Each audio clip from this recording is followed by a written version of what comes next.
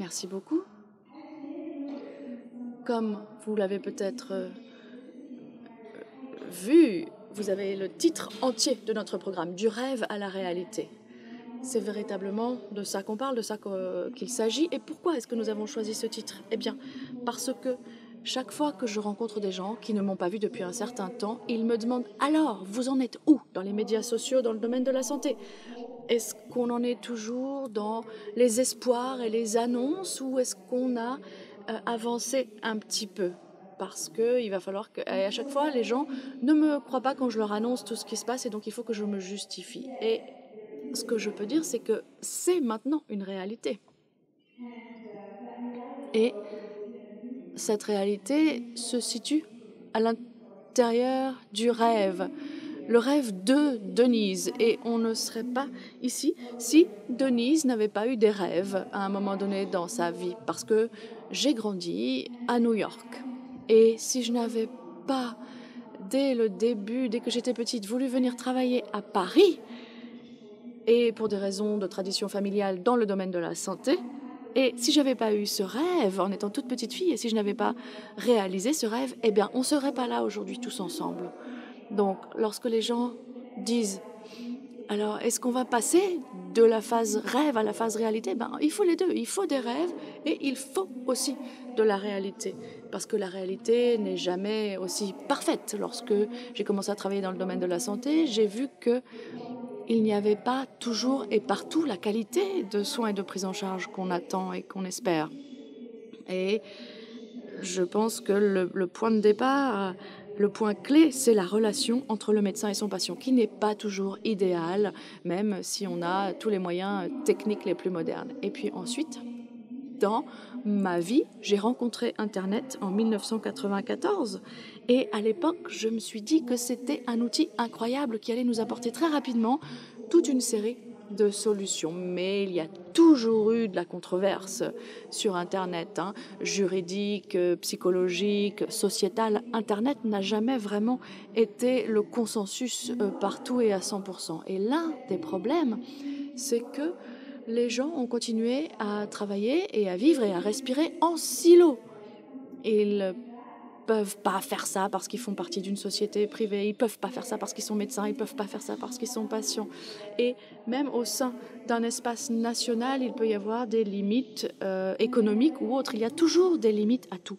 Et lorsque je vais à des conférences, très souvent à l'époque j'étais invitée à parler parce que j'étais la seule représentante de la France à une conférence. Il n'y avait même pas beaucoup d'Européens et je me suis rendu compte que c'était pas comme ça que ça devait marcher. Je voulais réaliser mon rêve de démarrer une conférence et même un mouvement qui inclurait les patients, un effort pour faire participer les patients à des conférences médicales, un événement mondial. Et on a aujourd'hui des gens qui viennent de tous les continents, qui réuniraient le public, le privé, dont personne ne serait exclu, qui nous permettrait de créer une meilleure relation entre les médecins et les patients pour en faire des partenaires et avec du contenu, bien entendu, parce qu'il y a du contenu sur notre site internet qui est mis à jour toute l'année. Et ce rêve est devenu réalité et on a décidé d'appeler cette réalité Doctors 2.0 et vous.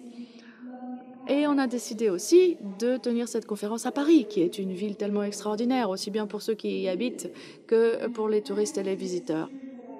Et grâce à toute cette série d'idées et d'espoirs, notre réseau s'est développé dans le monde entier. Il y a des médecins à Singapour qui font partie maintenant du réseau et qui nous parlent de nous à quelqu'un d'autre. Et c'est comme ça qu'on grandit. Et je voudrais vous rappeler des progrès que nous avons faits parce qu'en 2011, nous avons rédigé un manifeste. D'ailleurs, vous nous avez beaucoup aidés quand vous étiez dans la salle. Et pour la première fois dans ce manifeste, nous avons parlé de la relation entre le médecin et le patient, que c'est parfois difficile d'avoir les conversations entre ces deux acteurs. Et puis, l'année suivante, nous avons essayé de présenter ce que ça signifiait social, local, global, mobile, big data, gamification. Et bon, maintenant, on n'a plus besoin de définir tous ces termes parce que l'année dernière, on en a tellement parlé et on en a tellement parlé depuis d'ailleurs. Donc vous voyez vraiment que nous avons progressé. Et pour cette année, nous allons essayer d'affiner tout cela, de développer encore cette collaboration, de la rendre encore plus forte et plus solide. Et donc, j'ai décidé de vous dire ce qui s'est passé de façon très concrète dans la réalité, mais toujours dans le cadre du rêve, dans les médias sociaux depuis 1 an. Et la première chose, je ne sais pas si vous êtes d'accord, mais vous pourrez toujours nous envoyer un tweet pour vous dire si vous êtes d'accord ou pas, c'est que c'est l'année de Twitter. Twitter, dans le domaine de la santé en particulier, a vraiment connu une croissance exponentielle cette année. Comment est-ce qu'on explique ça? Eh bien, au lieu de dire que c'est Google qui prédit les épidémies de grippe, par exemple, eh bien, c'est Twitter qui peut nous aider à prédire les épidémies de grippe de l'hiver. Nous avons notre mot dièse qui vous montre ici que l'année dernière, on a eu presque 5000 tweets et 11 millions d'impressions. Et je pense que cette année, c'est vraiment très intéressant de battre ce record. Il y a un tweet ici que j'adore d'un docteur qui a posé à un de nos intervenants une question concernant les effets secondaires d'un médicament ou d'un traitement dont elle avait parlé. Donc je crois que c'est intéressant parce que Twitter peut permettre aux patients de parler de leur expérience réelle avec un médicament, avec un traitement et d'être entendus par les médecins. Nous avons travaillé l'année dernière sur les médecins français et Twitter. Nous avons analysé cette grande enquête. Il y a un très petit nombre de médecins français, 385, qui sont connectés sur Twitter. Mais il y en a d'autres qui sont aussi présents et qui ne sont pas identifiés, probablement 219 en plus. Et ils ont un comportement différent. Les médecins français, quand ils ne sont pas identifiés, ils tweetent plus, 8 par jour contre 3 par jour lorsqu'ils sont identifiés comme médecins. Et ils sont plus enclins à présenter des blagues sur les patients, par exemple. Et j'ai vu cette citation, je vois des gens qui rient dans le public et ça vraiment, c'est très intéressant. Et je vais peut-être avoir des commentaires là, mais j'ai une citation qui dit que les médecins ne peuvent pas se moquer comme ça des patients, c'est pas du tout acceptable. Et vous avez ici un de mes préférés. J'espère que Larry Chu est là avec nous. L'année dernière, pendant le film, quelqu'un a tweeté sur le film. Et il y a quelqu'un qui a lu ce tweet à New York et il m'a fallu 6 mois pour comprendre que cette personne qui pensait qu'elle avait la maladie de Crohn, en fait, était simplement allergique au gluten. Et son médecin lui avait dit que ça ne pouvait pas être ça. Et la personne a décidé elle-même d'arrêter le gluten. Et au bout de 2 semaines, eh bien, elle a été guérie de ce qu'elle avait pris pendant 18 mois, je crois, pour une maladie de Crohn, à tel point qu'elle avait dû démissionner de son travail. Et donc ça, elle l'a identifié grâce à notre conférence. La deuxième chose que je voulais vous dire, c'est que il y a l'année de la visualisation, parce que Twitter, ça nous amène à beaucoup de visualisation.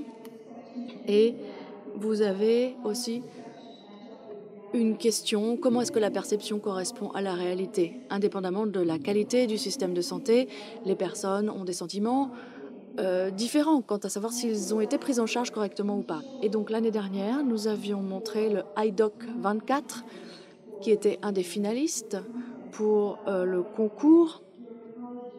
C'était une évaluation des problèmes dermatologiques et nous avons le logiciel Synapse aussi, dont on vous reparlera plus tard, qui vous permet de visualiser un journal.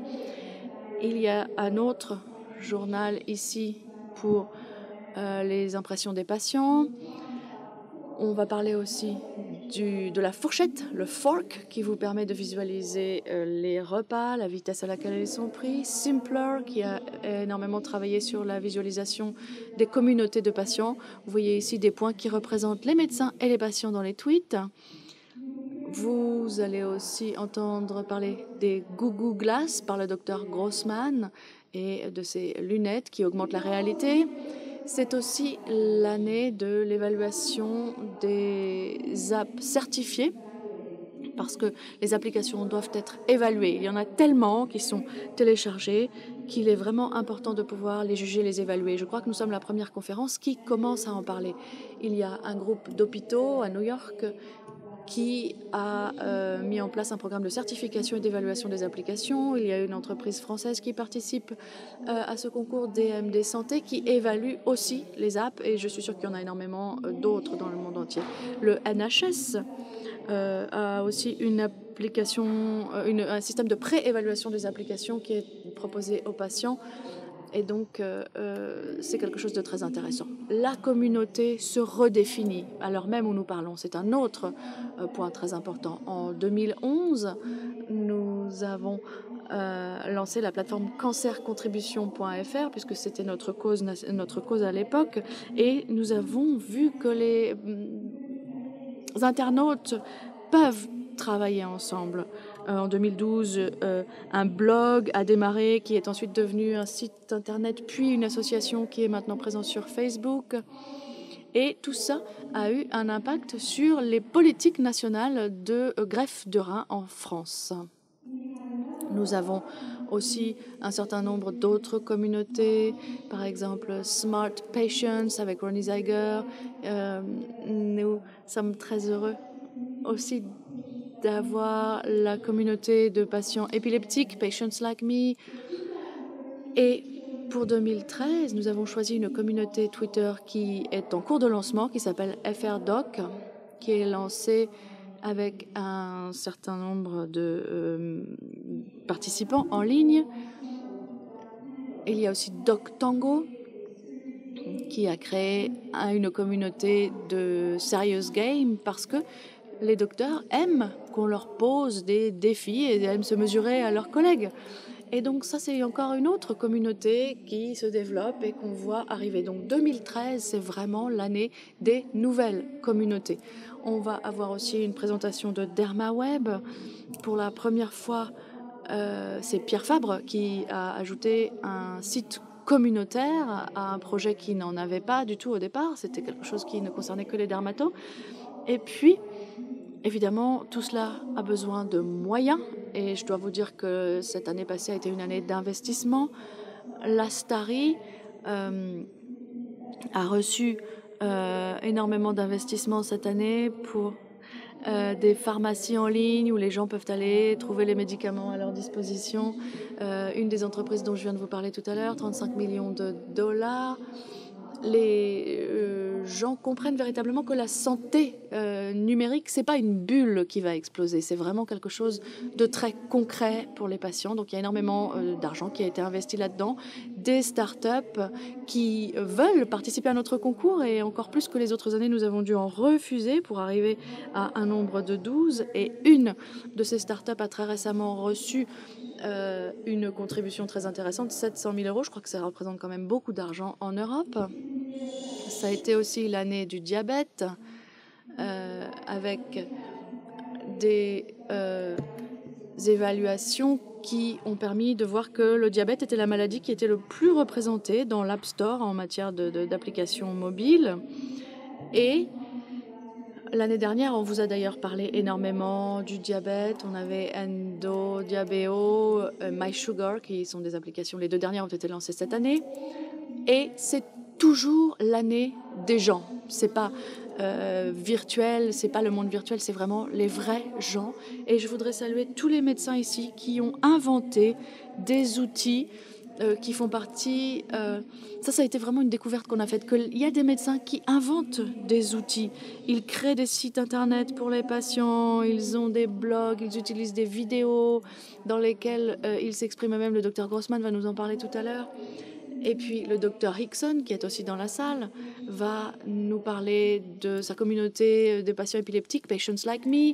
Et puis les patients diabétiques peuvent être aussi des patients qui ont des rêves. Ça commence par la même lettre en anglais, Dreams et Diabetes. Donc nous avons certains de ces patients de PWD qui sont avec nous pendant ces 2 jours, qui vont nous parler des rêves et des réalités des patients diabétiques. Et on voit que parmi les orateurs, moi, je suis au milieu là et je suis très heureuse que mon rêve ait pu devenir une réalité ici, à Paris. Et je dois dire que si on n'avait pas fait ça à Paris, je ne pourrais pas vous dire qu'on ne serait probablement pas ici si Gustave Eiffel n'avait pas, lui, à son époque, eu le rêve de faire quelque chose qui était considéré comme une véritable prouesse architecturale et même comme quelque chose d'impossible à son époque. Merci.